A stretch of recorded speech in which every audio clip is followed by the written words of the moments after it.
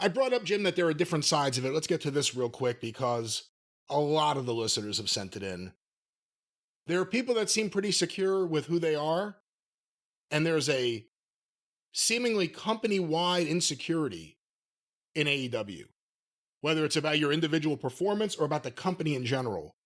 I had Collision on mute on one of the monitors in the office last night, and before I knew it, I'm like, man, Thunder Rosa's been out there on the mic for a while. Let me hear what she's saying. I pressed on mute, and it's all about, how happy she is to be in AEW and how great AEW is.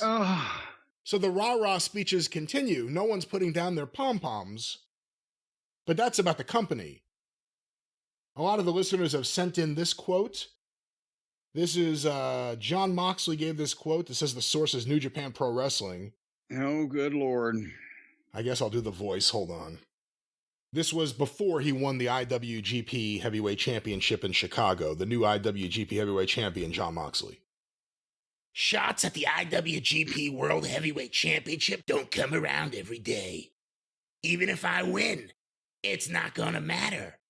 I'll be the most overlooked, disrespected, forgotten about, taken for granted wrestler in the history of the business.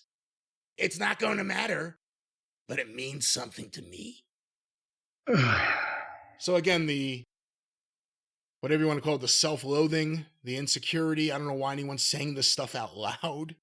Well, I mean, he would only be overlooked and disrespected in a fair world. And as we know, life ain't fair. That's why he's on television butchering the goddamn wrestling profession with his performances every time we turn around. Life ain't fair. But to come out as, oh, poor, pitiful me. Overlook, disrespect. How can you overlook him?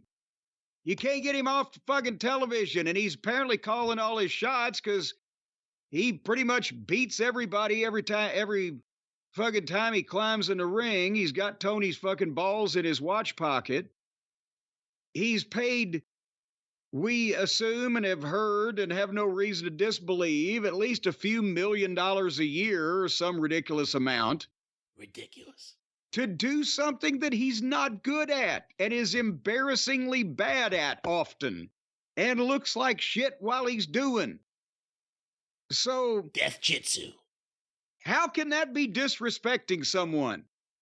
If you take a bum that's sleeping under an overpass and you give him a kind of a bath and you fucking put him in a ring. Death Jitsu.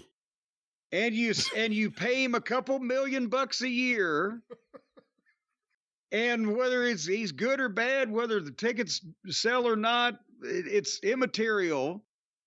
How is that disrespecting somebody?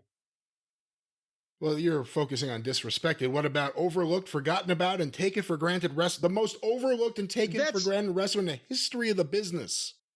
Well, I'm hoping that he'll be overlooked, but I can't see a case for that because he's on national television constantly, and there are other people much more talented that, as we know, are slaving away in the indies. How do we make him the most underlooked wrestler? But at the same point, the overlooked, the disrespected, and what was the other one of the four maladies? Overlooked, disrespected, forgotten about, and taken for granted. Forgotten about is where I'm hoping we can get to that point. But much like, great historical farces and or disasters of the past, sometimes these things are hard to forget. But I'm looking forward to the time that he can be forgotten about, because right now you can't forget about him because did I mention he's on national TV making millions of dollars? Zero fucks. And apparently, zero fucks with his Death Jitsu t-shirt. Yeah. And apparently he's also feels the need to be a whiny little bitch about how fucking people with eyes and ears think he's the shits. No one ever says, Good I fool. am looked at just right. Yeah. That's the serious evaluator. They got a pretty decent opinion of me. Yeah, pretty accurate. Nothing too positive or negative either way. But this isn't the first time we've seen this, though. We saw something. It was after Matt Hardy started mouthing off about, just blowing the Bucks in AEW. And it was about them getting their flowers. You remember that?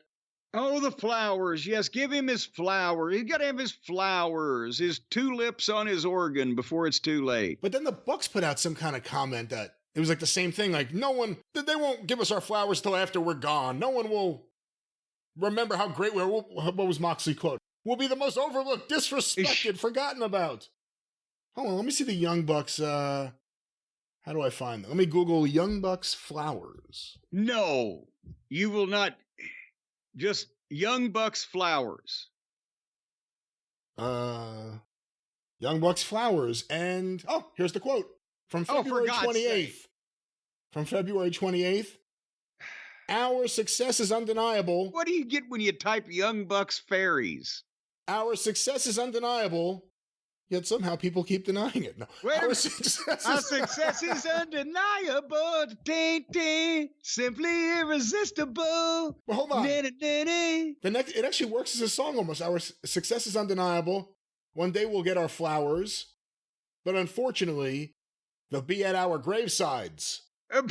When you are cast as a villain, you must accept that role. But we know what we've done.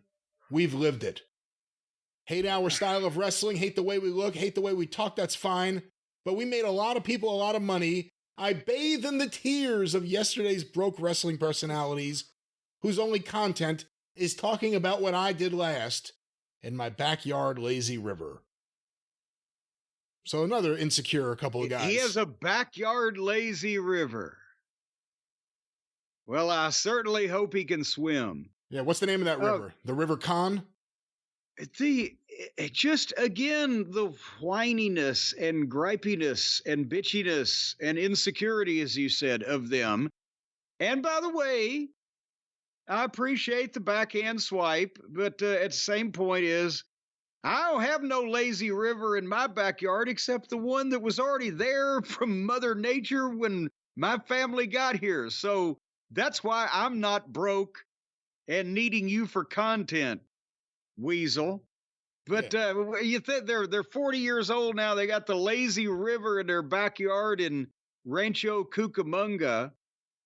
Which one do you think is driving the Lamborghini? You know, the sad thing is they could say that. I wonder if they really believe it, because the fact is, if someone looked at the numbers, the Young Bucks clips don't do good unless CM Punk's in them. No one gives a fuck about what they do unless CM Punk's in it. He made them famous. They have to be stacked with someone else for anyone to care, whether it's Omega, they're trying it with Okada. When it comes to a lot of these things, CM Punk. But on their own, they get exposed time and time again. And who knows, maybe things aren't so rosy between Kenny Omega and the Young Bucks. We shall see. You know, it's terrible when these groups of high school friends that have been together all the way since their sophomore year, and here they are barely juniors, and they're fighting amongst themselves. That's right. That's right. Where are we going now? What's happening? These are all the weasels. That's all the weasels we needed to talk about, right? That were being weaselish in their own various way. We can talk about the billionaire now. Yes, that's the AEW Weasel Report.